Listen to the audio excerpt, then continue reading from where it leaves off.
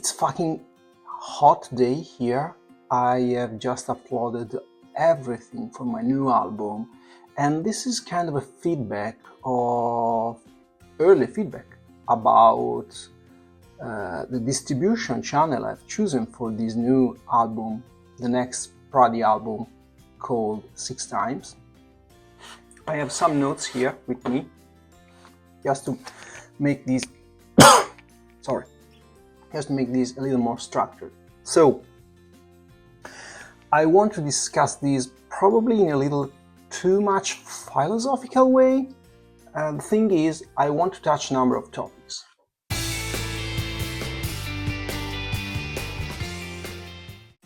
What are the different distribution models I'm aware of?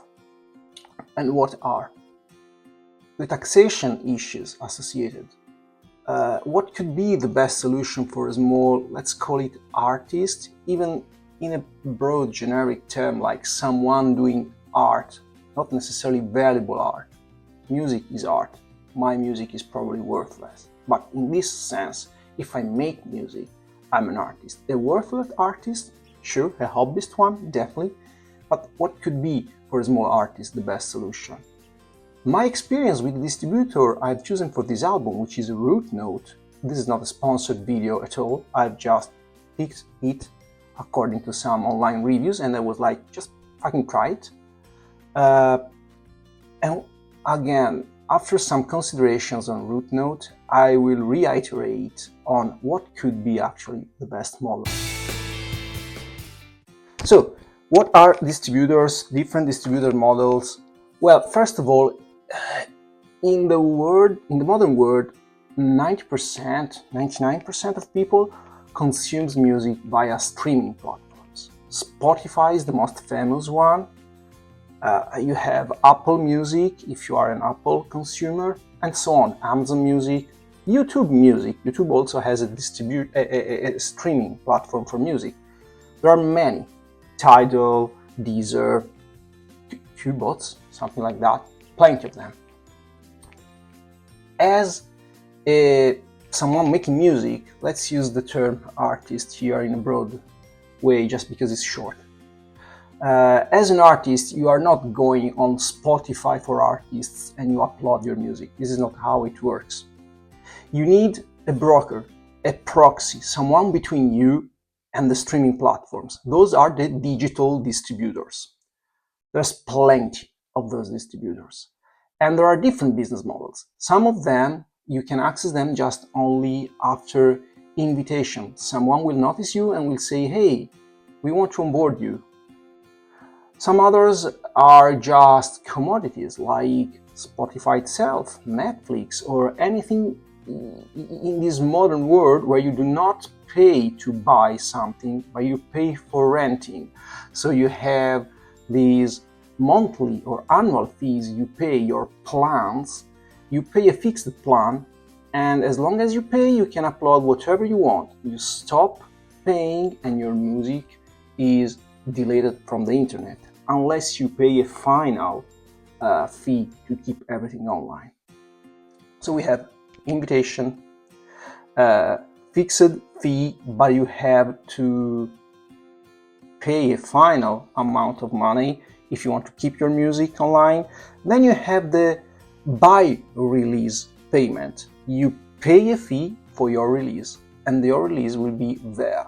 Usually this is also paired with, you pay to upload and the music will be there forever, but also we get something from your revenue stream. If your streams are generating money, are generating a turnover, we will retain part of your turnover. And of course, there are hybrid models, mixes, okay? Now, initially, I wasn't really caring much about these things. And I was like, let's search for the most used distributor channel, and it feels like one of the most used and most modern distributor channels is distrokid. And my previous releases happened on distrokid. Distrokid is the classic software as a service. You pay an annual fee, I think I'm paying like 30 something bucks per year, and my music stays online. I stop paying and my music is deleted. these distributors don't work on Bandcamp. If you are on Bandcamp or if you are uploading your videos on YouTube, classic YouTube videos, this is completely different. You can do that without caring about distributors. Probably this is an important point. But for streaming platforms, you have to pay the distributors, and my music will be deleted from the streaming platforms if I stop paying distrokid, unless I pay a final fee to keep everything online. My experience with distrokid has been amazing. Like, I haven't used other distributors until a few days ago. I have to say that the user interface is just... I can't say it clicks with me. Like, there were things that I had to learn. They weren't super intuitive, but it fucking works. It is really ergonomic. In my opinion, the user experience is very good in terms of interface, not customer care, okay? Very, very good. I have never had the chance to contact the customer care, so I can't tell anything about that. And it's 30 bucks. Like, if you can't pay 30 bucks per year for this thing, probably you should reconsider your hobbies, right? It's sad, it's very sad to say, but 30 bucks for a mid-class white guy like me, even though in Italy being a white guy is debatable. Am I white? Yeah, probably, because I am not the classic Italian. I'm more green than white. So it was totally fine, and yet I was considering a couple of things, like, what if at a certain point someone will start consuming things for real, and I will start getting money? What to do with this money? What is the taxation? What is the bureaucracy here? Well, first of all, it is worth to say that if you are on distrokid, you can diverge your entire revenue stream to a charity, so the problem is probably solved. But I started digging a bit just out of curiosity, and turns out if you use a distributor, distrokid is based in USA. If, as a European, because I'm Italian, if I use a USA distributor, at the end of the year, if there are revenues, I will receive a tax form from distrokid. Now, imagine the average accountant in Italy. Do they speak English? Do they understand international or USA tax forms? How can I manage this thing without having issues with my government tax unit, those who inspect taxes? So I was like, maybe I shouldn't care. Nobody's really listening to my music, actually, or not enough people to generate revenue streams. Yeah, probably moving to a European distributor would be easier. And then I was like, yeah, wait a sec, 30 bucks is fine. Oh, by the way, yeah, little shit on my background. This is a homemade video. I do not have lights, cool things, sorry.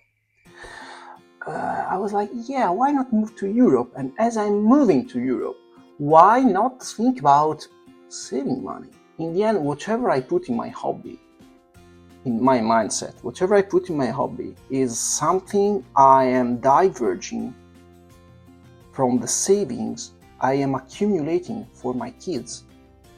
So it's 30 bucks per year. Fuck yeah, but if it was less than 30 bucks, you know? And so I started digging and digging and digging. And I was like, as I am a small artist, why should I pay a fixed fee to upload my music if I don't even release one album per year? It's just like paying for something I barely use. And when I will be sick of this and I want to stop releasing music, should I continue to pay just because I don't want my music to be erased? And so I was like, just try to find another alternative. As I said, I discovered that we have different distributors that just charge ahead of time. When you upload your music, they charge to say, okay, you pay me to upload the music will be there. And so I tried one of them, routenote. Now it happens that routenote is the cheapest one because it's free. They don't even charge you anything. They charge you 0 ahead. and then they get a percentage of your revenue stream, which is zero for me. So I was like, oh, this is a hobby. It's a win. I saved 30 bucks per year. Cool, let's try. What has been my experience so far? Well, the product is totally free, so you can't say it's bad or good. It is what it is. What can be so terrible that is not worth free usage?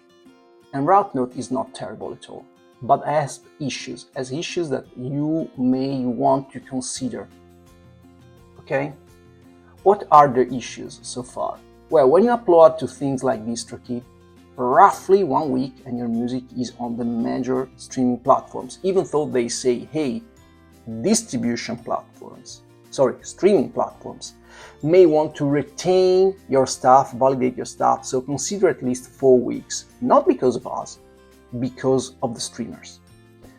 On routenote, you have possibly manual quality assurance, they call it, which lasts at least 5 weeks. And then you have your uploads. And this can be a problem. Now, if you are a professional, you need a lot of time to promote your album, to create the promotional material, to get in touch with the magazines, the podcasts, so probably five weeks are like, who cares? I need at least 3 months to build all the marketing machine. But in my case, well, it turns out it's now a bit excruciating. And I ended up also with the decision that I will release on YouTube as a premiere. I will release the entire album on YouTube. I will release on Bandcamp on a certain date, and I will wait for routenote to deploy everywhere in the streaming industry later, because 5 weeks are like an infinite amount of time. So this is something you want to take into account. Double check what is the average or the declared retention period before the distributor will upload. It's not just about the price, it's about how you can deal with the waiting time. And to me, it turns out it's quite painful.